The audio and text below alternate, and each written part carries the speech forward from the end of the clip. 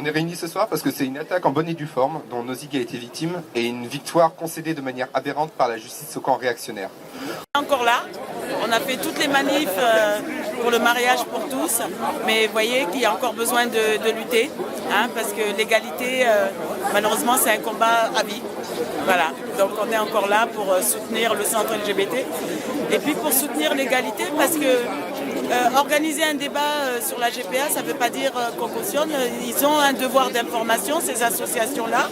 Et tant qu'on pourra continuer à débattre, c'est que voilà, on est encore debout. Et on ne peut pas ne pas accompagner ces associations-là. En effet, une personne propriétaire à Nantes d'un immeuble et ne résidant pas dans la ville a décidé de saisir le tribunal administratif de Nantes sur une décision du conseil municipal de la ville de Nantes, allouant une subvention de fonctionnement de 22 000 €, ce qui sert aux frais généraux, donc loyer, salaire, s'estimant lésé en tant que contribuable. Le tribunal administratif a rendu son jugement le 7 février, invalidant ainsi cette subvention et demandant à la ville de procéder au recouvrement des 22 000 € dans un délai de 2 mois auprès de Nozick. À titre informatif, cela représente pour un ou une contribuable nantais en moyenne 7 centimes par an sur ses impôts.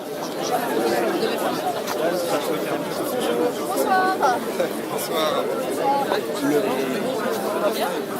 Ça va? Bonsoir.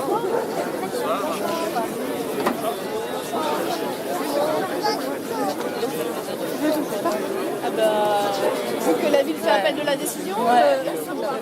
C'est super bien de se déplacer.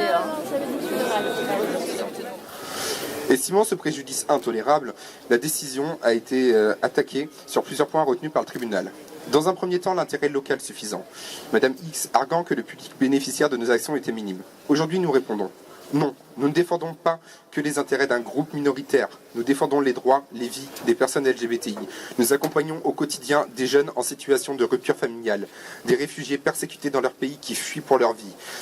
Nous défendons le vivre ensemble. Nous sommes là aussi pour les parents, les enfants, les proches, les amis des personnes LGBTI et tout le monde peut être confronté un jour ou l'autre, directement ou non, par les LGBTI-phobies. Ce jugement ubuesque ferait donc jurisprudence sans précédent, dans laquelle chaque association, des boulistes de Guérande jusqu'au Secours populaire de Saint-Nazaire, en passant par l'association féministe plurielle, pourrait se voir supprimer une subvention municipale sur motif de ne pas représenter un intérêt local suffisant. Est-ce que ça veut dire que ce sujet-là était extrêmement frileux? En tout cas, il existe. Il est si frileux. Moi, c'est pas la question qu'il soit frileux ou pas. Tout débat qui fait avancer une société, qui fait qu'elle se remet en cause, est forcément frileux. Mais est-ce que c'est pour autant qu'on doit arrêter de débattre? Non. Sur le deuxième point de l'attaque, le non-respect de la neutralité politique, il est avancé que Nozick a pris part au débat public et a milité pour la PMA, le mariage pour toutes et tous, et a fait la promotion de la GPA. Nous ne nous cachons pas d'avoir milité pour le mariage pour tous et toutes, et nous en sommes fiers.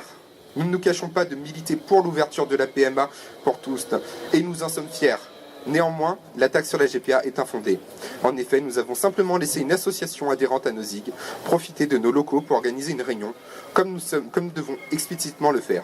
Nous avons, sur ce point-là, totalement respecté nos engagements de traitement équitable des associations membres, sans discrimination, malgré le fait que nous ne nous soyons pas positionnés sur les sujets de la GPA, et d'avoir donné la possibilité à une association de faire une réunion d'information. Nous en sommes fiers. Ravi d'être ici ce soir avec vous, parce que je crois que ce qui se passe est suffisamment sérieux et grave pour qu'on puisse se rassembler. La première chose que je voudrais dire, c'est qu'effectivement, officiellement, la ville de Nantes fait appel de ces décisions. La deuxième chose, c'est qu'au-delà de faire appel de la décision, j'ai fait voter, nous avons fait voter dès vendredi, à nouveau en conseil municipal, une délibération pour continuer à soutenir nos SIG. Comme vous, comme un certain nombre ici, je suis fière d'avoir fait partie de ceux qui ont milité pour le mariage pour tous. Comme vous, je suis fière d'avoir fait partie de ceux qui militent activement pour la PMA. Mais je le dis, le débat ce soir, il va bien au-delà. C'est la question de la liberté d'expression. C'est d'abord cette question qui est en jeu. Et je le dis aux Nantaises et aux Nantais qui n'ont pas forcément suivi le détail de ce qui s'est passé. Je vais prendre une comparaison historique. Ce qui s'est passé là, c'est comme si, à l'époque où l'IVG était interdit en France, on avait non seulement interdit à des associations d'organiser un débat sur ce sujet, et qu'on avait puni les collectivités locales qui soutenaient le débat.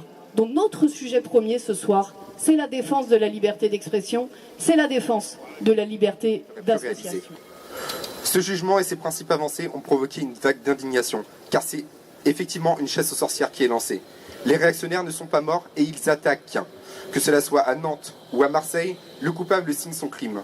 Lien avec la manif pour tous affiché ou mal caché, choix d'un avocat ouvertement homophobe, anti-avortement, anti-mariage pour tous, anti-PMA, connivence avec les élus hostiles envers la cause de l'égalité, nous ne sommes pas dupes. Oui, il se passe des choses en ce moment à Marseille.